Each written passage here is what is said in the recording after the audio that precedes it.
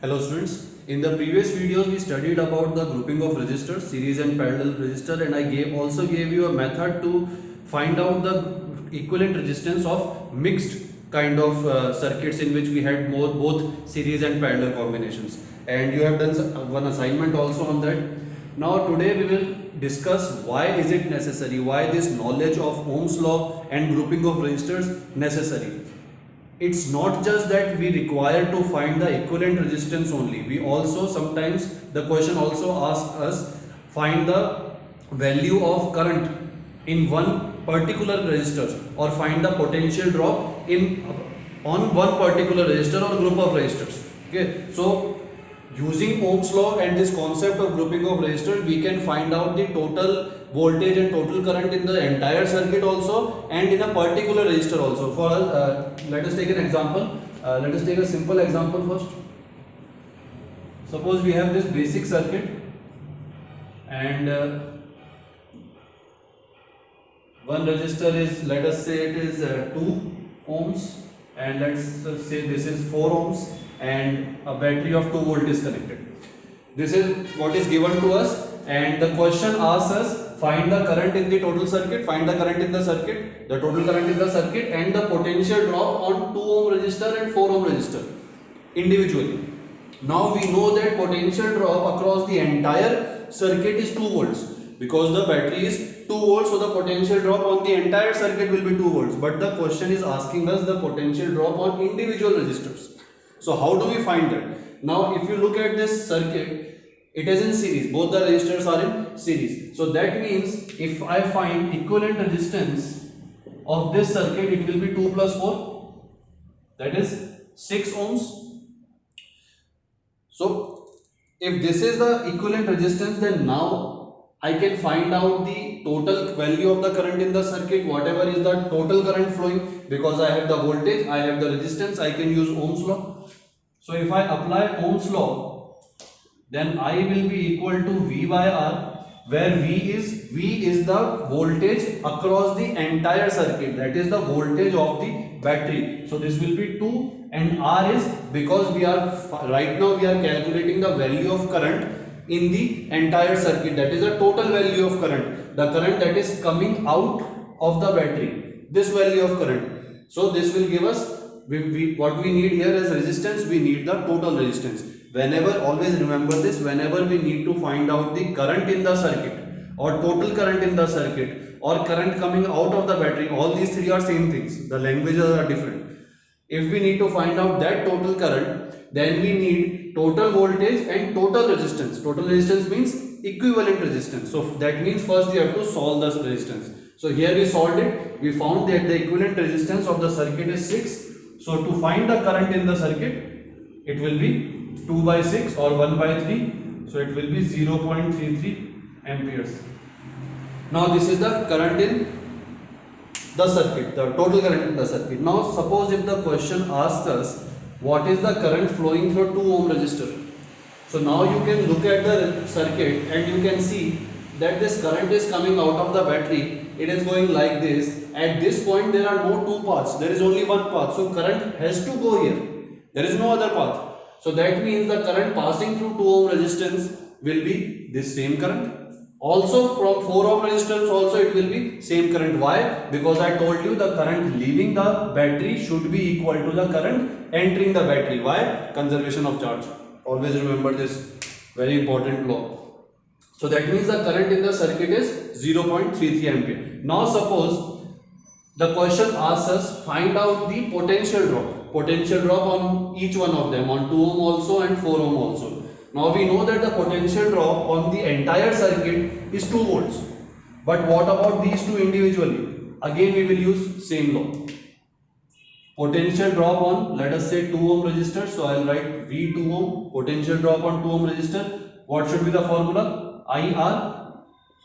Here I means current through the 2 ohm resistance and R means value of the resistor. Now the current through 2 ohm resistor is 0.33, we already found out. And what is the value of resistance now? This will not be the value of entire circuit. We just need to find out the potential drop of 2 ohms. That's why the value of R here will only be 2 ohm and it will not be equal to 6 ohm. So it will come out to be 2 ohm. So your potential drop across 2 ohm resistor will be 0.66 volts. Similarly, you can find out across 4 ohm also. Same thing, current is again 0.33 multiplied by the value of resistance. Now the value of resistance will be 4.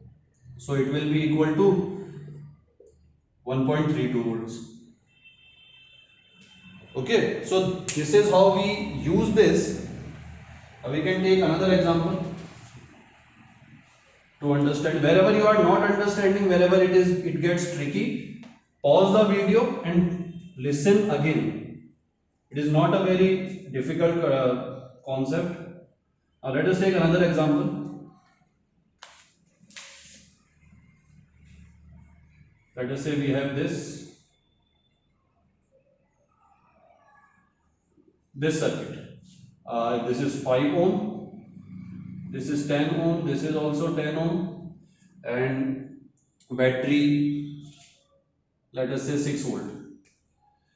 Okay, and you have to find out this question says find out the potential drop on 5 ohm. We have to find out potential drop on 5 ohm. This is what the question is asking.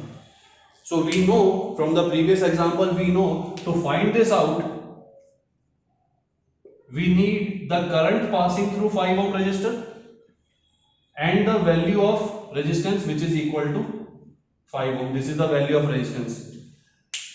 We need to find this and we need these two values to calculate this. Now this we already have 5 ohm, but current we do not have. But the current passing through 5 ohm resistance, first we have to calculate.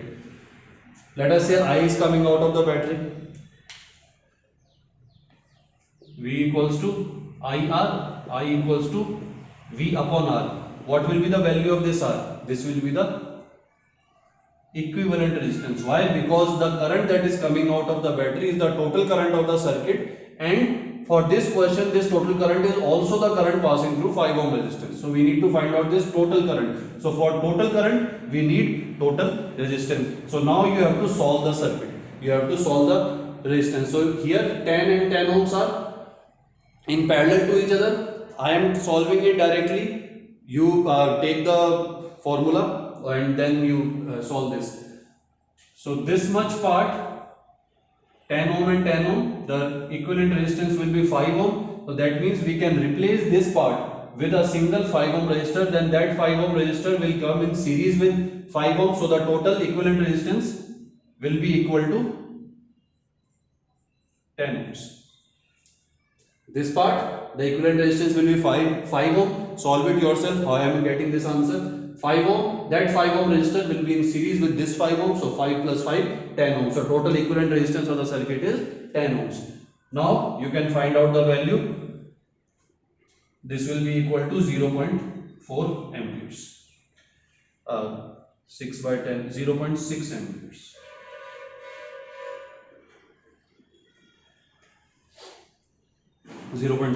Fine. So this is the total current in the circuit. Now you have to find the potential drop across 5 ohm. Now coincidentally, this total current is the same current passing through 5 ohm. There is no other path, the current has to go like this. So 5 ohm. So now we can use this formula and we can find the potential drop, and this will be equal to the current which is 0.6, and now the value of resistance will be 5 ohm because we need to find the potential drop only across 5 ohm resistor. So it will be equal to 5. So this will be 3 volts. So that means the potential drop across 5 ohm resistor is 3 volt. So this is how we apply. I will give you several questions on the assignment also, so that you get habitual, and if you have any doubt then you can ask me.